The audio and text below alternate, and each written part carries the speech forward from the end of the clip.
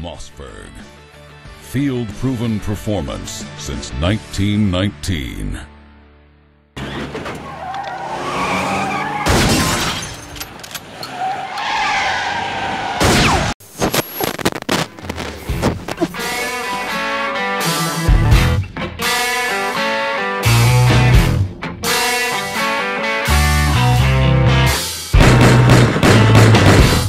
Et bonjour les amis, bienvenue dans cette nouvelle vidéo Ignis. Oui, je sais, j'en entends au fond là qui râle, qui dit ça fait des mois. Je suis désolé, nous avons traversé quelques tempêtes, la famille et moi-même, donc me revoilà bien décidé à reprendre le travail.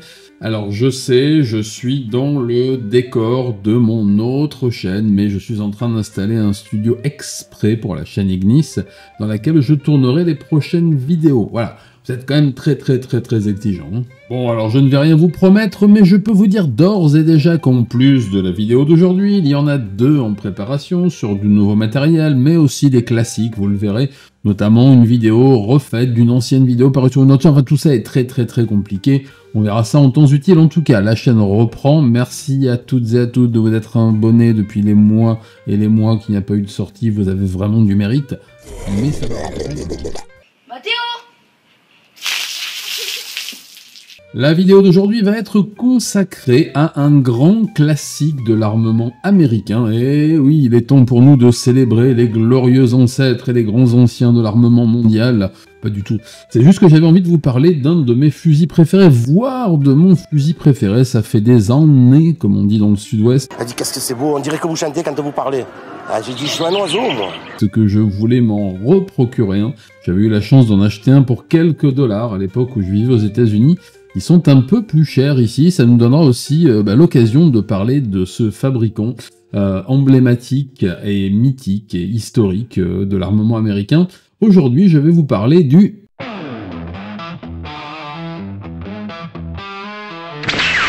Mossberg.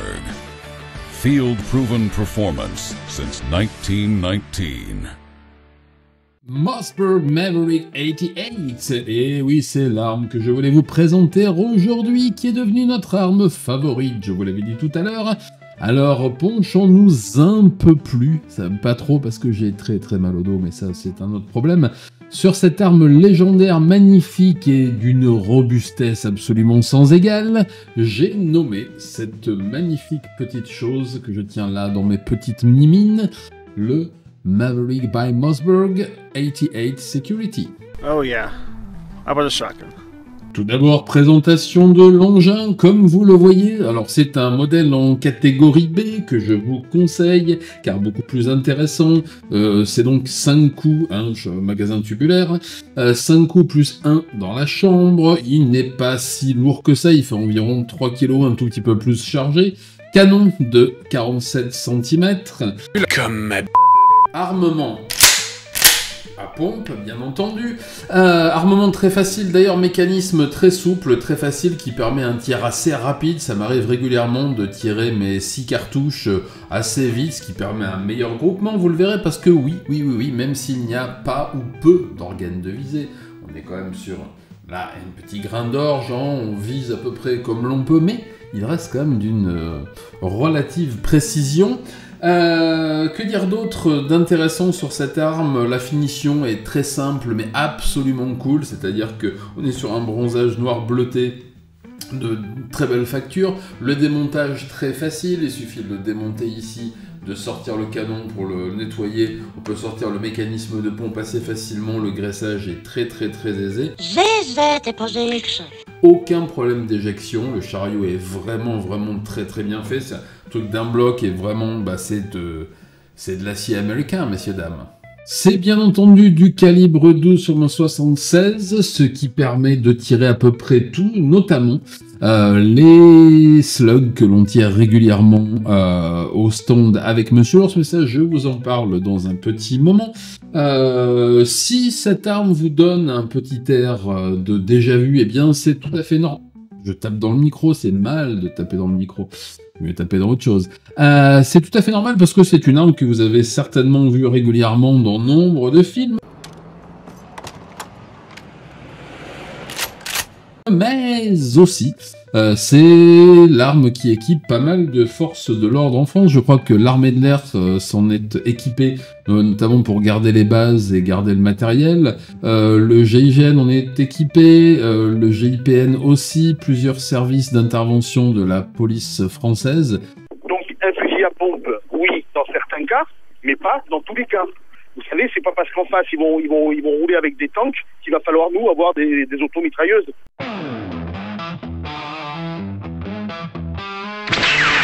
Au niveau des munitions, eh bien cette fois-ci, nous n'irons pas aux États-Unis, mais en Suisse. Je crois que c'est suisse, hein. À chaque fois je doute, mais je pense que oui.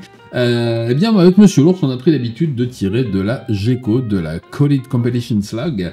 Là c'est de la black, ça existe aussi en modèle Red 28. J'ai un étui vide uniquement Red 28. Il y a un recul. That's fun. Ce sont des munitions avec un recul relativement modéré. Le prix est à peu près abordable. Je sais plus combien j'ai payé cette magnifique valisette. Je vous conseille d'ailleurs son usage pour vos petits voyages d'affaires et d'agrément. Alors je vous conseille d'abord d'enlever les munitions. Mais je dis n'importe quoi. Je vais essayer de vous en ouvrir une boîte. Je crois que la mallette de 4 boîtes de... Mais c'est une mallette de 100 cartouches, voilà.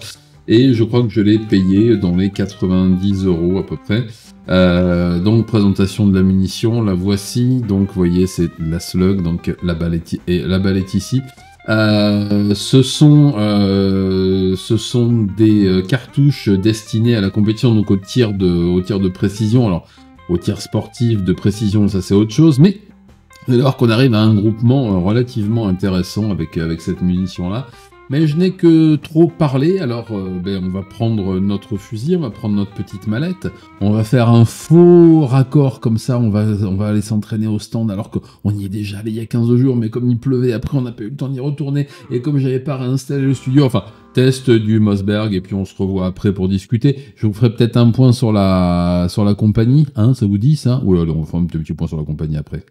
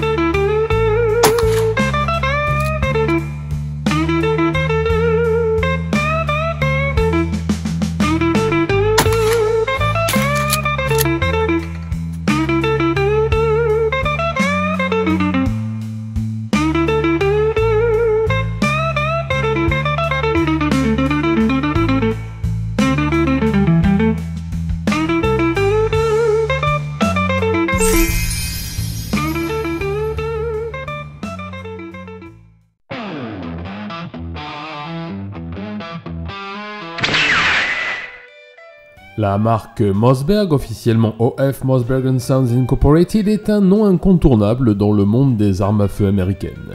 Fondée en 1919 par Oscar Frederick Mossberg, un immigré suédois, l'entreprise a bâti sa réputation sur la fiabilité, la simplicité et l'accessibilité de ses armes, en particulier dans le domaine des fusils de chasse et des armes à usage sportif et militaire. L'histoire de Mossberg commence après qu'Oscar Mossberg et ses fils se lancent dans la production d'une arme à un coup pour cyclistes, oui, le Brownie. Ce petit pistolet de poche conçu pour les amateurs de vélo et les amateurs d'autodéfense se fait rapidement un nom. À partir de là, Mossberg explore divers modèles, mais c'est après la Seconde Guerre mondiale, avec la production de fusils de chasse à pompe et de carabines, que la marque prend son envol et se fait connaître des chasseurs et tireurs à travers les États-Unis. Dans les années 1960, Mossberg lance le modèle qui le rendra célèbre dans le monde entier, le Mossberg 500. Ce fusil à pompe robuste, abordable et extrêmement polyvalent devient rapidement un classique pour la chasse, la défense personnelle et même l'usage militaire. Avec une popularité grandissante, le Mossberg 500 et ses variantes dans le Maverick 88 que je vous ai présenté aujourd'hui s'illustrent par leur durabilité et leur simplicité d'entretien. Il est si bien conçu que de nombreuses forces de police et unités militaires américaines l'adoptent au fil des décennies et qu'il se retrouve dans d'innombrables foyers. À mesure que la marque évolue, elle se diversifie dans les carabines à usage sportif, les armes pour la chasse et les modèles adaptés aux débutants comme aux tireurs confirmés. Mossberg est également pionnier dans l'innovation avec des brevets sur des dispositifs de sécurité et autres améliorations pour rendre les armes plus sûres et plus ergonomiques. Aujourd'hui, après plus de 100 ans d'histoire, Mossberg reste une entreprise familiale et continue de produire ses armes dans le Connecticut, gardant cet esprit de qualité et d'accessibilité qui la caractérise. Que ce soit pour les passionnés de chasse, les tireurs sportifs ou les professionnels de la sécurité, Mossberg demeure un acteur respecté et un symbole de l'ingéniosité américaine dans le domaine des armes à feu. Ah, je vais vendre mon texte à la compagnie, moi, je crois.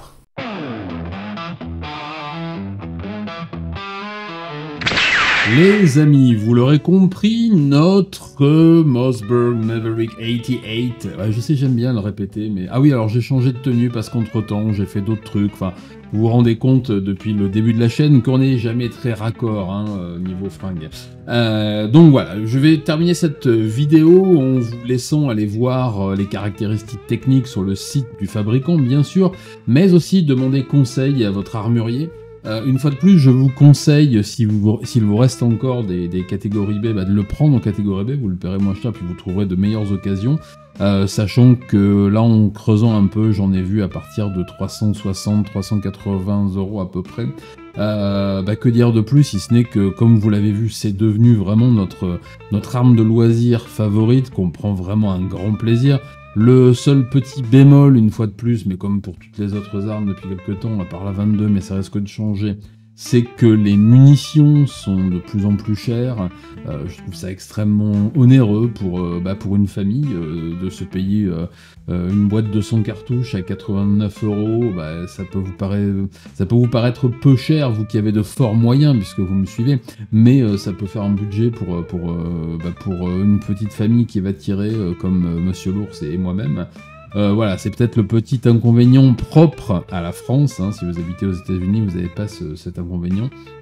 Quoi d'autre? On n'a pas parlé du look de cet engin qui est absolument terrifique, qui a été designé il y a tellement longtemps et qui est toujours dans l'air du temps. Je trouve qu'il a absolument pas vieilli. Je suis pas forcément très fan des versions du même, mais sans crosse, avec les cross-boules, avec les cross-pistolets, avec les cross...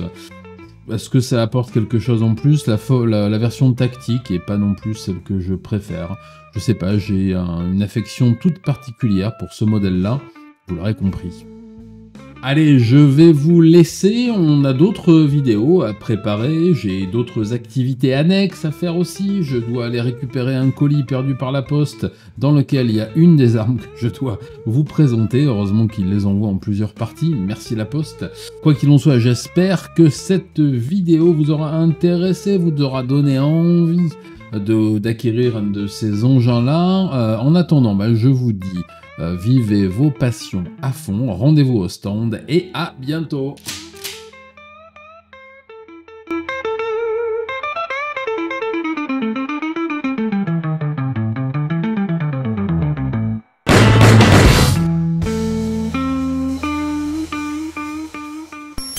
In Springfield, they're eating the dogs, they're eating the cats. Eat the cat, eat the cat. They're eating the dogs, they're eating the cats.